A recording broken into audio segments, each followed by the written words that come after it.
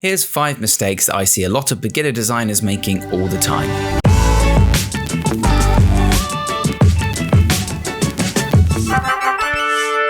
TipTut. Hello everybody and welcome back to TipTut. Today I'd like to take you through some of the biggest mistakes I see beginner designers making.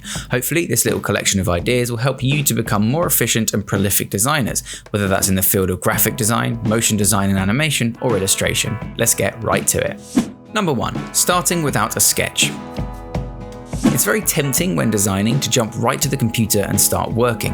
However, if you do this, you'll miss an important step. Blocking. You need to block out your idea in its basic form first to make sure it's going to work in principle. The worst thing is spending hours on a design just to hit a problem later on and not know how to solve it. Doing sketches first, whether digitally or on paper, allows you to notice problems like structure and composition early on, so they don't tackle you later down the line. Regardless of the project, whether it's UI or UX or motion design, structure and sketching is key. Number 2. Not labeling or organizing layers and files. Once you do move to the computer, every designer knows that files can quickly become hard to manage. Some of my After Effects files have over 100 layers. If they're called Layer 1, Layer 2, Layer 578, that means nothing to anyone.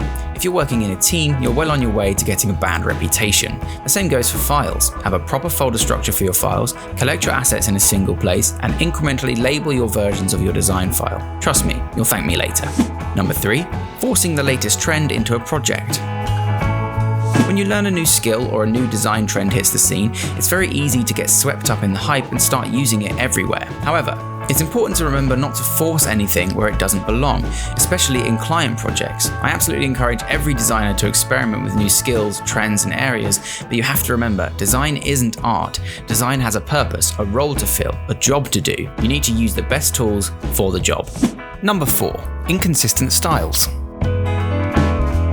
It's easy to lose track of style on a large project and let inconsistencies between line, color, and composition creep into your work. You can alleviate this by taking the previous key points into account, but also by making storyboards, style frames, and reference styles for your work. That way, when you come back to the project after the client makes inevitable changes, you'll be consistent in your approach and the work will be seamless. Number 5. Losing focus and faith in yourself. This last point is a little subjective, but I think quite important. It's easy to lose faith or passion for a project when you hit a roadblock. I see this with beginners all the time when they can't figure out a specific issue or aren't happy with the end results of their work, and I always give them the same advice. You can't work at something and not get better. It's impossible. If you're working, you're improving. It's as simple as sitting down and practicing. Always be creating. Every designer, even the incredibly successful ones, look back at their work and see things they could do better. Good designers will take this as an opportunity to improve, learn, and grow. Great designers will actively seek out areas that they struggle with and meet the challenge head on. Thank you very much for watching, everybody, and I'll see you next time on TipTut. I'd like to take a moment to thank my Level 2 and above members: Unknown Ghosts, WN62, Anonymous, Mel M. Hoover, Maybe Sharma, Ralika M, Mun336, Ian Costello, and Dushyant Sinj. You guys are very lovely, and I love you all.